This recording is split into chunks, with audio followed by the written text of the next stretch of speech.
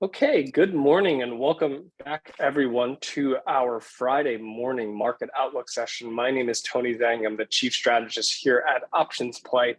And this morning we are going to kick off another earnings season session where we're going to talk a little bit about how to go about looking at the earnings season and finding opportunities with respect to option strategies and the different tools that we have built here at OptionsPlay to help you screen through those ideas, filter out of the thousands of ideas, which ones you might want to pay attention to, and then how you might want to leverage some of your ideas and views utilizing options. Thank you so much. Good morning to everyone.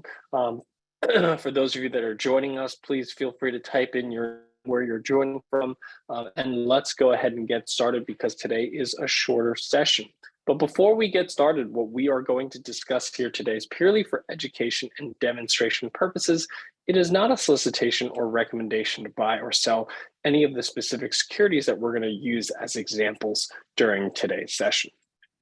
So we're going to start off by talking a little bit about our expectations for Q4 earnings. What are some of the sectors that are screening for upward revisions and downward revisions? Where do we see opportunities in terms of sectors? Then I want to show you the earnings calendar, arguably one of the more important tools for options traders is our earnings calendar that's sorted based on where you want to pay attention to from an options perspective. I'll walk you through some of the steps that we use from an earnings research perspective, and then the option strategies to trade these types of ideas. And then we'll open this up for Q&A here at the very end. But I want you to be able to walk away from today's session with a clear understanding as to how can you research and trade earnings season, specifically with limited risk using options. Earnings season can be a volatile time, but volatility can mean opportunity. So the question is, how do you protect yourself when the volatility is working against you, but be able to get paid, if you will, or getting the upside or capture that upside if you do capture the directional view correct. So that's that asymmetrical risk is really what we're looking for when we're utilizing options. So let's talk about Q3, what we saw, and our expectations for Q4. So Q3 earnings were pretty slow on the EPS. We had the slowest EPS growth since the beginning of COVID, only 1.8% growth in EPS out of the S&P 500. And if you strip out energy, that's actually negative, which means that outside of energy stocks, the rest of the S&P 500 actually saw earnings contraction. So, this is part of why we are in a bear market. When earnings are contracting, we don't expect the markets to continue to move higher until that stabilizes, until that starts to turn around, or at least some sense for the ability for that turnaround. That's really when our expectations for markets turn more bullish. At the moment, especially if you consider what our expectations for this particular quarter, this upcoming quarter right now is actually negative EPS growth, even including energy shares. And that's really kind of why, from my perspective, right now, our bearish view in the broader markets remains intact at the moment. Sales grew 12.1% year over year, also one of the slower sales quarters here. 6 out of 11 sectors beat consensus, with utilities and energy predominantly the two sectors that did that. And this is really where, from my perspective, one of the worst quarters that we've seen. Only 44% of S&P 500 beat both EPS and sales. This is one of the worst we've seen since 2000. So this is really, last quarter was not a particularly great quarter overall. There were some winners, but overall, as a broader market, this was a pretty a terrible quarter. Like I said, going into Q4 this year, Q4 right now, our expectation is that we're actually going to see a contraction of EPS by nearly 4%. And if you strip out energy, it's actually been further contraction here. And sales is only going to see about 3.8% growth. So this is so far still shaping up to be a pretty, let's call it worse looking quarter than Q3. So far, consensus for 2023, full year 2023 EPS has fallen another 9% over the past 3 months. In my opinion, that still has further to go, especially if we have another bad quarter here from an earnings perspective. And the part that's most concerning is really the fact that, the reason that this number was still positive in Q3 was only because of energy. If it wasn't for energies, EPS growth for Q3 would have been negative. So the boost from energy is starting to decelerate. That's why we're starting to see negative year-over-year contraction here for EPS this particular quarter. And that energy component is decelerating. Oil prices has been trading near its 52-week low. It's range bound. It hasn't significantly moved higher here. So earnings boost from energy is going to have a smaller component for this particular quarter and potentially for further quarters going forward. So this is really where the next Q4 and Q1 earnings, in my opinion, are kind of the critical ones to pay attention to, because they could be the catalyst that turns the market around. So far, Q4 so far has not been shaping up to that just yet. There is one interesting, I would say, data point to look at here for Q4 earnings for the stocks that have reported. I think, we're talking about less than 10% of S&P 500 stocks have reported earnings. But for the ones that have, what has been really interesting is that the stocks that have missed have actually seen positive movement on the underlying stock after the miss. And then stocks that beat earnings actually saw negative movement. We haven't seen that in a very long time. So we'll see if that still continues to hold up through the rest of the quarter. But interesting kind of shift in how markets are responding, because those are two things that you have to consider. What do you think the earnings will be, and what will be the response from markets as a result of that? Those are two completely different components. And the second one, in my opinion, very, very important to pay attention to. And we haven't seen stocks that miss actually rise on earnings and stocks that beat decline on earnings for a very long time. But that is something we're starting to see, and that's unusual. And that could be a sign that, markets are near the bottom, that we're near kind of a turning point in this expectation for 2023 EPS. So let's take a look at what sectors are screening well for Q4. This is really where we're looking at where are analysts making upward revisions in terms of expectations. Where are they changing their expectations for EPS and sales? Utilities, real estate, and consumer staples are the three sectors where we're seeing the highest ratio of upward revisions, versus if you look at the sectors that are seeing the most downward revisions, consumer discretionary, materials, communications, these are the sectors that are seeing the largest downward revisions. So if you're screening for opportunities in specific names or specific sectors, these are the ones that you might want to pay attention to. Does that make sense, everyone? Please type 1 into the chat window if that makes sense to you.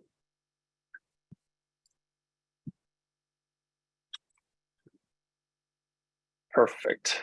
Okay, so let's start off by taking a look at the OptionsPlay earnings calendar. Now, this is something that you can find on the OptionsPlay platform by clicking on the tools and resources section here on the upper right-hand corner of your OptionsPlay platform.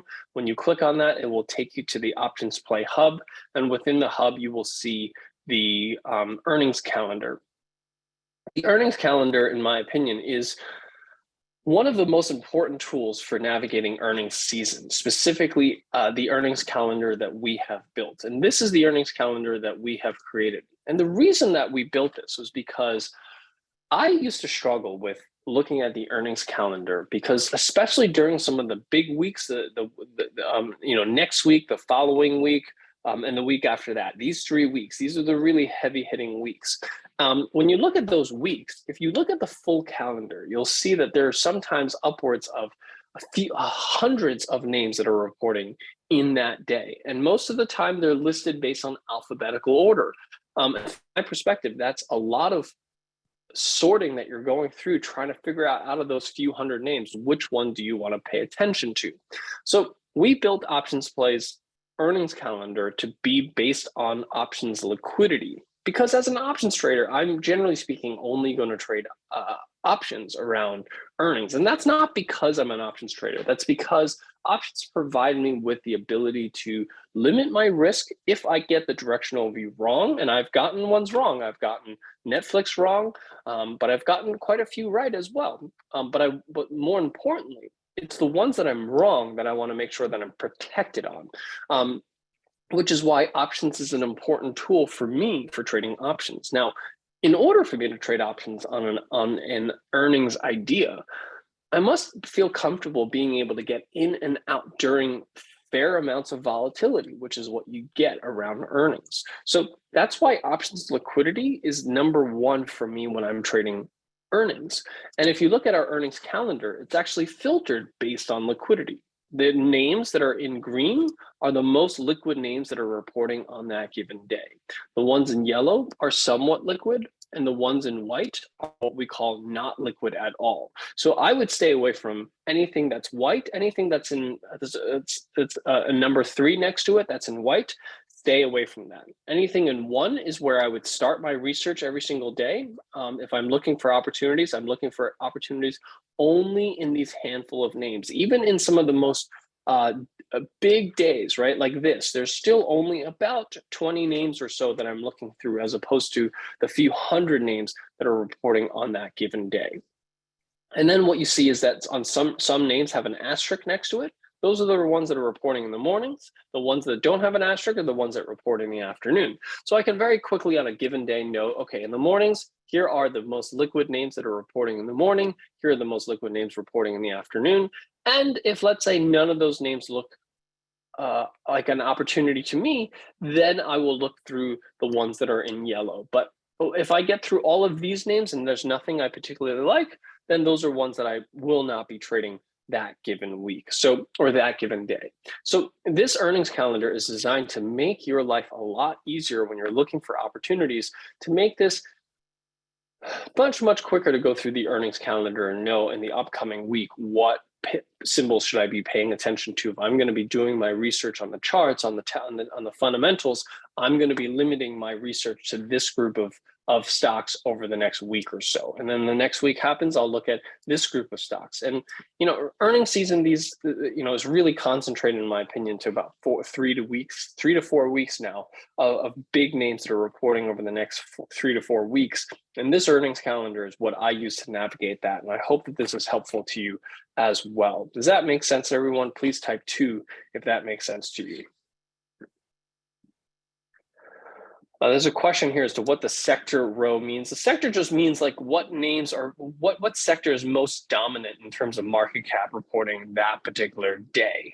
It's not as useful, but as you typically, what you'll see is that kind of as you go along, certain sectors kind of dominate a specific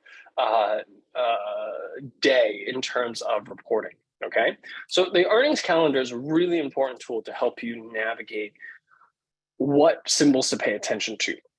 Then and now what I want to do is I want to walk you through some of the things that I look at, when I'm looking at the earnings calendar and I have a list of stocks that are reporting on a given day. What do I look for in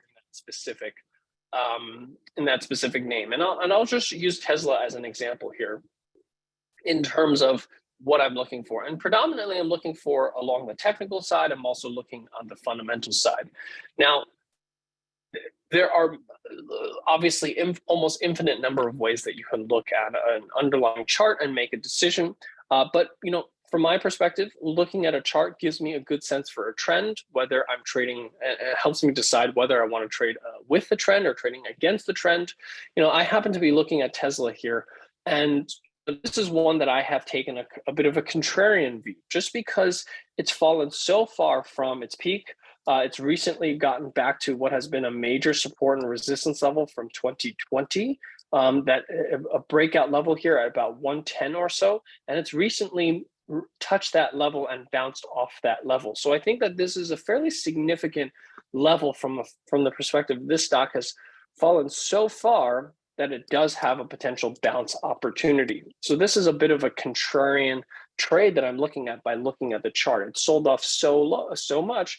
This is a potential opportunity to buy low. And a lot of traders may disagree. You might say you might say this looks like clearly a bearish chart, and I wouldn't disagree with that. However, keep in mind that bearish charts or bearish markets allow you to buy low, right? We all know the concept of buy low, sell high. How do you actually buy low? You have to buy low when things are oversold, when things are looking really terrible.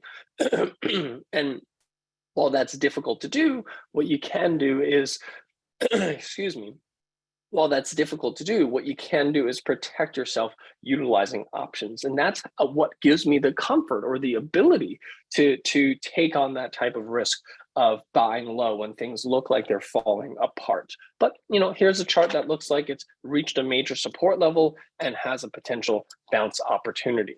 And then what I'll usually always look at is also the relative strength. So it's one thing to look at the absolute chart of a stock. You also want to look at the relative chart to the stock, relative to, let's say, the market, relative to a sector. And here is the chart of Tesla relative to SPY. And as you can see, it also reached a major support and resistance level here as well. So I have some confirmation both on the absolute and relative chart. Now you can look at this different ways. From my perspective, if let's say you're looking for a stock that you think is going to break out, you generally might want to see a stock that's showing strong relative strength, or let's say if it's showing poor relative strength, maybe that's one that you might want to stay away from. Or if a stock that you think is bearish, you might want to see some weak relative strength going into that earnings event. Those are some important indicators that I look at going into an earnings event. The other thing I want to take a look at is really looking at where analysts are currently expecting that report to come in. I use a service called Estimize. It's something that many of you can have access to, or it's a service that you can use for free. And it gives you the ability to see what does the market currently expect in terms of what revenues will come in and what EPS will come in, whether that's above or below Wall Street analysts. And many times when you start to see a lot of expectation above analyst expectations, sometimes that's a potential of a beat, or vice versa. If it's below Wall Street analyst, that's a potential for a miss on earnings or revenue. So and even if you're not using it from that perspective, just understanding the overall trend of whether a stock is growing their revenues or growing their EPS is an important factor, in my opinion, as an investor of any stock, right? Because you're thinking about valuation and profitability. Those are the things that I use a lot. And for those of you that follow me on, whether it's on Options Action, whether it's on In the Money, you know that I always look at valuations. And part of that valuation factor is also keeping in mind whether the company is growing relatively fast or not, right? Because some companies may seem overvalued, meaning they're trading at higher multiples in the relative to the market, but maybe they're growing really fast, and that's justified, right? So just because you have a high valuation doesn't mean that that's a problem, or just doesn't mean that you should short it. But let's say a company has very high valuations, but also isn't growing. That's a problem, or vice versa. If a company has very low valuations, but it is growing very quickly, those are the types of opportunities that I'm looking for. And for example, Netflix is an example of one where the valuation versus the growth doesn't make any sense. And even though they have had a quarter, this particular quarter, where subscribers were relatively strong, from my perspective, there's still a fundamental valuation problem with Netflix. So while I might be wrong on the short-term view from an earnings perspective, I still take a long-term bearish view here on Netflix from the perspective. This is the stock trading at 32 times forward earnings, but it's only expected to grow EPS by 1% next year. Can you justify paying 100% premium to where the market is when the company isn't growing at all from a profits perspective? I think that those two things are completely decoupled from each other. And that's just an example where the valuation and the profitability, or the growth of profitability, does not align with each other. And when you find these trades where the chart and the valuation align with each other, which is what Netflix was, right? We're trading right up against a major resistance level, that 330 level, and you have a valuation that doesn't make sense. I'm going to take a short every single time when I see that opportunity. Just because it doesn't work out doesn't mean I'm not going to take that same opportunity next time, but I'm only going to take that opportunity because I'm protected using an option strategy. And that's really the important part, because you never know where the markets are going to go. But what you can do is protect yourself when you are wrong, and know that you've done your research, you've done your work from the technical perspective, from a fundamental perspective. That's how you gain confidence in being able to continue to do this, even if you have some calls that are not right in the market. Does that make sense? Please type 3 into the chat window if that makes sense to you. And this is all part of building a process and building confidence in what you do, is understanding why you're doing something, and knowing that even though it didn't work out, that it's okay. You're protected and you'll still continue to do the same thing next time, because you've done your research, you've done your work, and that's really hopefully what I'm able to help you better understand here. Looking at Netflix, they've had zero revenue growth for about 4 quarters now. EPS is actually declining, yet it's trading at 100 and twice the valuation of what the S&P 500 is.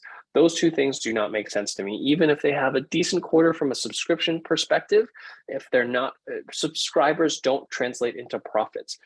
It can potentially turn into profits, but they haven't materialized that. And that is the problem that I see with this particular business. And then when you trade it against a major resistance level on top of that, I'm going to take a short every single time, but I'm only going to take a short with limited risk using options.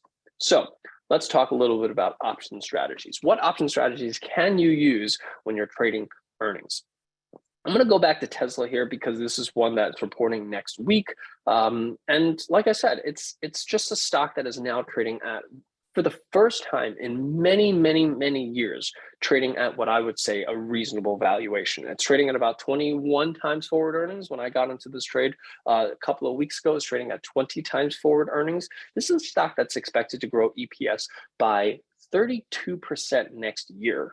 So if you think about that, Netflix is trading at a valuation that's roughly 66%, I'm sorry, about 50% higher than Tesla, yet it's not expected to grow earnings at all. And Tesla's trading at 20 times earnings, but it's expected to grow earnings by 32% next year. Which one of those two from a valuation perspective makes more sense to you? For me, Tesla far more than Netflix. This is a company that's still continuing to grow at a very rapid pace relative to the market. And now it's trading at, for the first time in many, many years, trading at a valuation that makes sense for that growth, and are arguably even cheaper than the growth multiple, than the growth that it's currently expecting. So the fact that we're able to buy this at 21 times forward earnings is an opportunity for me. Now, implied volatility here for Tesla is relatively high. So my preference is to potentially look at opportunities where I can sell some premium. So, this is really where you have the choice. And we're not going to talk about all the option strategies you can trade. We're going to talk about 2 of the more popular ones. And for those of you that have followed me enough times over the few earnings seasons, you know that these are the 2 strategies that I'll lean on the most. I'll have variations of these strategies, but this is the fundamental building blocks of the strategies that I will use around earnings: selling a credit spread and buying a debit spread. In terms of a credit spread going to earnings, there's a pretty standard template as to how you want to construct a credit spread for an earnings trade, and which is going out about 45 days to expiration, selling the at the money call or put, depending whether you're bullish or bearish, and buying an out of the money 25 delta call or put against that, offset your risk. So when Tesla's trading at 127 and I have a bullish view here, I'm going to sell the 127 put. That's the at the money put, and then buy back a 111 put. That's the 25 delta put. And OptionsPlay automates this whole process for you. So when you use the OptionsPlay tool, no matter what symbol you're typing in, and you can even use our watch list that has preloaded symbols with upcoming earnings preloaded for you. Upcoming earnings that have high implied volatility, or just upcoming earnings that are liquid. Either one, when you click on it, it'll show you some of the upcoming earnings that are about to report. And when you click on them, you can instantly set up a bullish or bearish credit spread by just simply clicking on the high implied volatility strategies. So this tool automates everything that I'm showing you here today, but I am going to show you in terms of, if you were to do this manually, how do you construct a credit spread? Our tool automates it for you, and that's how I found the March 3rd 127 111 put vertical, collecting $6.20 on the $16 wide credit spread. So just to put that into context here, $6.20 on a $16 wide credit spread. I'm collecting about 38, a little over, just under 39% of the vertical width. And the goal here is that you want to collect at least 1/3 of the vertical width. So I'm collecting 39% of the vertical width, far more than the minimum that I need. So this is typically how I would construct a credit spread going into an earnings event. And credit spreads gives you negative risk reward ratio, but it also gives you a high probability of profit. So and you typically will use this when you don't necessarily think the stock's going to make a big move on earnings, and you think the stock is likely going to move perhaps meaningfully in the direction that you expect it to, but you're not expecting the stock to really jump or gap significantly higher. That's really when you might want to use a credit spread. Does that make sense, everyone? Please type 4 into the chat window if that makes sense to you.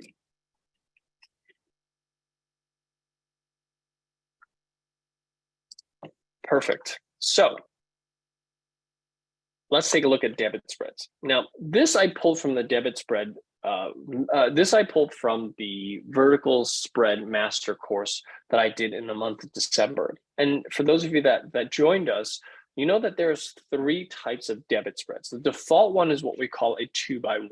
A 2x1 is basically a debit spread where your risk reward ratio is roughly 2 to 1. For every $1 you're risking, you can potentially make 2. That's your standard debit spread when you believe that the stock is going to make a relatively sizable move in one direction or another. But there's also a debit spread called a 3x1. This is really where you're setting up specific strike prices where the risk to reward ratio on a trade is roughly 3 to 1. And you do this by buying a slightly out of the money call option or slightly out of the money put option against the call that you sell. And when you do this, it should cost about 25% of the vertical width, which will give you a 1 to 3 risk to reward ratio. And these are typically the ones that you might want to use for an earnings an earnings play. This is, for example, the one that I use for Netflix, right? What it does is it risks a very small percentage of the stock's value to take this type of bet. And if you are correct, you get a 3 to 1 payout, or as close to 3 to 1 as possible on this type of trade if you get the move correct. And if you're wrong, you're risking a relatively small percentage. And it's this type of asymmetrical risk that I'm looking for during an earnings season, so that if I'm wrong, I risk a small amount. If I'm right, I'm getting paid handsomely for my risk that I'm taking. It has a relatively low probability of profit, but that's okay because earnings season is all about big binary moves. I'm not so worried about probability of profit. I'm either right or I'm wrong. That's it. And I'm willing to take this type of lower risk, higher payoff reward when I'm trading a debit spread on a trade. So for example, let's just go back to Tesla real quick, right? So like I said, the credit spread, very simple to set up. You just click on the high implied volatility strategy, markets 127, 111 put vertical. This is the one that I was showing you here before. I'm collecting $6.20 for this 127, 111 put vertical. But let's say I wanted to buy a debit spread, and options are very expensive right now. IV rank is 49%. I wouldn't necessarily buy a debit spread here unless I felt that the stock can make a big move here. So this is really where I would look at buying a slightly out of the money call option, maybe a 130, 160 call spread. As you notice, by default, we selected the 126.67 by 160 call spread. That's the default one. As you can see, I'm risking $1,000 to make $2,200. That's roughly that 2 to 1. That's the default starting point. But if I switch this to, let's say a 130, 160, notice how I'm now risking $900 to make $2,100.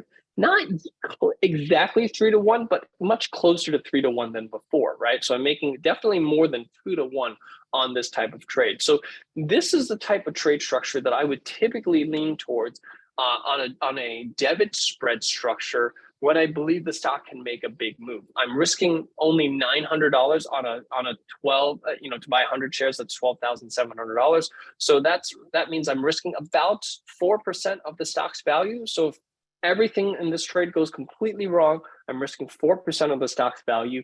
And if I'm right, I'll make somewhere upwards of about 10 to 12% of the stock's value on this debit spread. So that's the type of risk reward that I'm really looking for on this type of debit spread structure. So those are the 2 strategies that you lean towards. And it really just depends on your overall outlook. When you think the stock can make a big move, trade the debit spread. I thought Netflix could make a big move to the downside. That's why I've used the debit spread.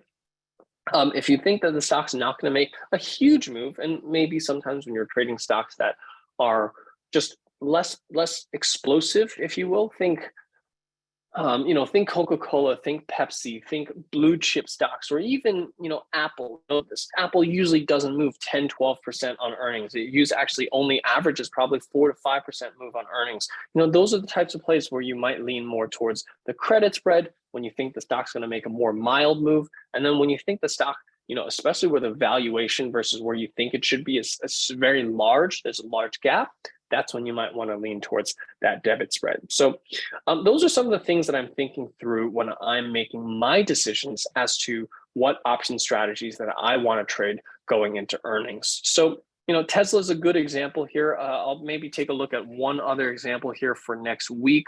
Let's take a look at Microsoft. I think that's a good one here as well. Microsoft, I think, similar to Tesla, I think is interesting from the perspective of we're now trading at a much more reasonable valuation here for Microsoft. It's trading at nearly 23 times earnings, but it's still expected to grow earnings quite a bit. And Microsoft is one of the examples where I think that I would lean towards taking a look at perhaps selling a credit spread if I'm able to collect enough premium here. I'm not quite able to collect a ton of premium here. I'm only collecting $4.72 on a $15 wide credit spread. So this is actually one that I would walk away from. This is a good example here where even though, I have a bullish view here, it looks like it's forming a bit of a bottoming formation here. It has that opportunity to potentially start popping higher here, but the option strategy doesn't make sense. This is not one that I would take. Maybe if I look tomorrow, maybe we might see some options that look a little better here. But for now, as of last night's closing prices, this option does not look good because I'm only collecting $4.72. $4.72 on a $15 wide credit spread is only 31% of the vertical width. That's not enough premium. Remember, the credit spread, the minimum that I want to collect is 33% of the vertical width. I'm only collecting 31. This is one that I'm going to walk away from. That's a good example, actually, to show you. Maybe I might consider buying a debit spread, but I'm also not convinced that Microsoft is going to make a big move to the upside. But we'll take a look at that, what that looks like. So if I bought the 235, 260, I'm risking $791 to potentially make $1,700. That's also shy of 3 to 1, but a 2.5 to 1. Those are the types of risk reward ratios that I would be looking for on a move. But I don't necessarily think that Microsoft's going to pop up to 260, especially because I think the valuation versus where the growth is right now makes sense, meaning they're kind of in line with each other. I don't necessarily think the markets are going to say, wow, we really got that wrong. This should be priced at a much higher valuation. I just don't see that happening for Microsoft, which is why I wouldn't personally buy a debit spread. I'd prefer to be a seller here, but the credit spread here doesn't make sense. So this is one that I would walk away from. So this just gives you a sense for how I was able to do that research. I just did that live with you, right? I didn't know what the option prices were before I pulled Microsoft up. I use OptionsPlay, and within a few seconds, I can make a decision as to whether a credit spread makes sense for me. If you're pulling up an options chain and manually doing that work, it takes a lot of time before, one, you can even find a credit spread, and two, decide that the credit spread doesn't provide you with enough premium. You end up wasting a lot of time, and that's really why we built the earnings calendar, and that's why we built the OptionsPlay tool to help you screen for opportunities as quickly as possible. We'll just do one more, just since we didn't find a great trade here. I did Tesla here. Let's do Texas Instruments. The chips are interesting in terms of what's currently going on from a geopolitical perspective. Let's take a look at what Texas Instruments looks like. From a relative strength perspective, it actually doesn't look poor. This might be another one that you might want to take either a bullish or bearish view on here. So 170, 160 put spread collects 353. So $3.53 on a $10 wide credit spread is collecting 35% of the vertical width. That might be interesting if you want to take a bullish view here, especially if there's some support from the US government in providing providing support to these chip manufacturers that have lost business out of China. Call it an artificial floor, if you will, on these chips. It's recently, over the past couple of months, have really started to show some strength here, and perhaps this could be a catalyst for it to break higher. And you want to start capturing that, but you don't think the stock's going to make a big move. Well, this is one that you might want to look at selling 170, 160 put vertical here with a 56, 58% probability of profit on earnings. So that's just a quick example of kind of how you can utilize this tool. Look for an opportunity, look for a symbol that's reporting earnings coming up, and quickly analyze the relative strength of the stock, how it's doing relative to the market, what the current trends are, and how to find an option strategy on the back of that as easy as possible. So with that covers what I wanted to share with you here today. What I'll do is I'll open this up for Q&A for a couple of minutes before I log off. So there's a Q&A section and there's a chat window. If you don't mind, if you have a question, type your questions in the Q&A window, and I'll try to answer as many questions as I have time for.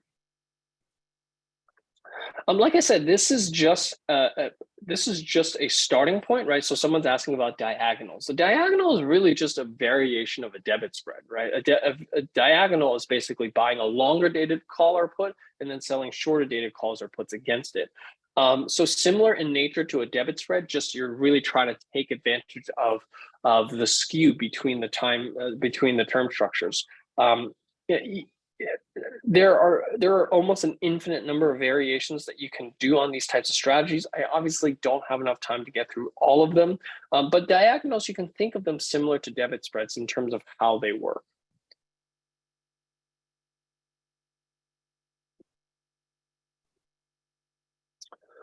What is your preferred days to expiration? So on a debit spread, you somewhere between 30 to 60 days with respect to earnings. Sometimes with earnings, I'll adjust it a little bit shorter. If there's no earnings coming up, 60 days is definitely the starting point. And for credit spreads, it's always 45 days.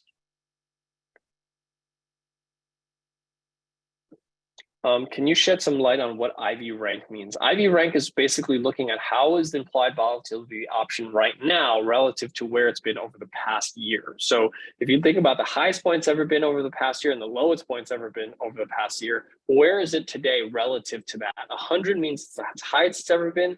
0, it's the lowest it's been. So when IV ranks 50, meaning it's dead center in the middle between where the lowest and the highest it's ever been over the past year. It just gives you a sense for whether options are cheap or expensive right now relative to its own history.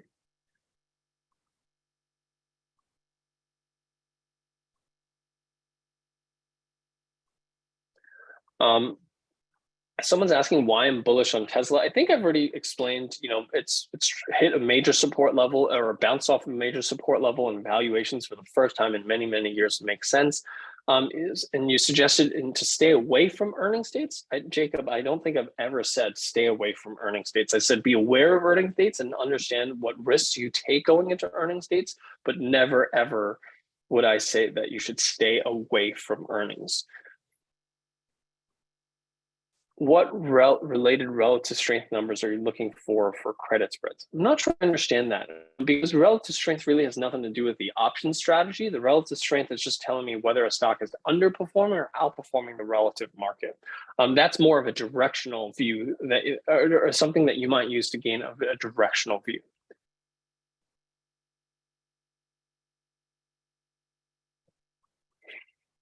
What do you have best time frame to place trades before earnings? Usually a few 1 or 2 days before the earnings announcement is usually kind of where you start thinking about placing trades on earnings. 1 to 2 days, generally speaking. Currently, the platform does not connect to brokers. You can trade these strategies at your brokerage firm. So basically, if you're looking at a trade itself, let's say you want to trade this credit spread on Texas Instruments, click on the trade button. Our tool will actually show you everything that you need to enter the trade into your broker's platform. And once you actually get executed on this trade, you can choose to track these trades on OptionsPlay. So, if you have multiple portfolios, you can create as many portfolios you'd like. And let's say you executed this in your Fidelity account, you select your Fidelity account, you add your position, and that will now show up in your portfolio tool. And this is really powerful if you have multiple portfolios. Let's say you have a TD portfolio and a Schwab portfolio, right? And you're looking at trades on OptionsPlay and you're thinking, oh, this is a great idea, let me execute it. Once you execute it, add the trade to your portfolio, because then you can track everything all at once in a single view. Not only do you get it in a single view, We also provide you alerts on your positions. So that's another added benefit of tracking your positions using OptionsPlay. And we are working on automating pulling in your positions from the major brokers like TD Ameritrade, so that you can at least see your positions automatically pop up on the OptionsPlay platform. When you close the spreads, generally speaking, you want to follow best practices from a profit and loss perspective. We have training on all of this. I've recently just hosted that masterclass on vertical spreads where we had a whole session on management of credit and debit spreads. So you want to follow those best practices in terms of closing these trades.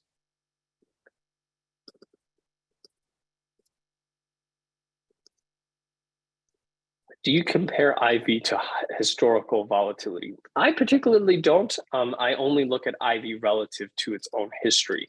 I don't find that IV relative to historical volatility makes, for me, provides much in terms of understanding, even though the two are correlated.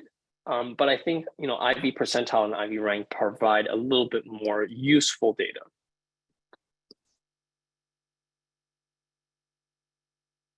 Can we try different strategies for different stocks and save them separately in the same portfolio? Yes, absolutely. You can try all kinds of things. So if you want to trade, a butterfly on, a long put butterfly on American Airlines, you can click on trade, add it to any portfolio, whether you have Fidelity or TD or even a paper trading portfolio. Add that and it will show up in your portfolio as that butterfly.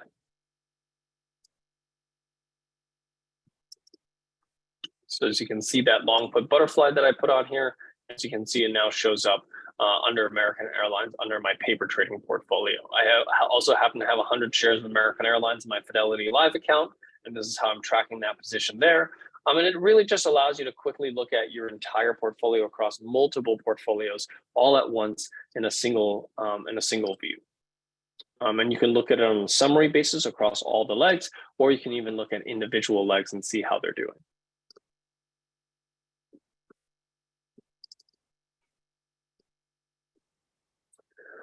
Okay, that's all the time that I have for today. I want to thank everyone for taking the time out here this morning. I hope that this was helpful in giving you a good head start on this earnings season, understanding kind of the tools that you have at your disposal to help you navigate through what should be a very, very interesting and potentially volatile earnings season. With that, thank you so much. Have a great trading day, and I'll see you guys here in the following weeks.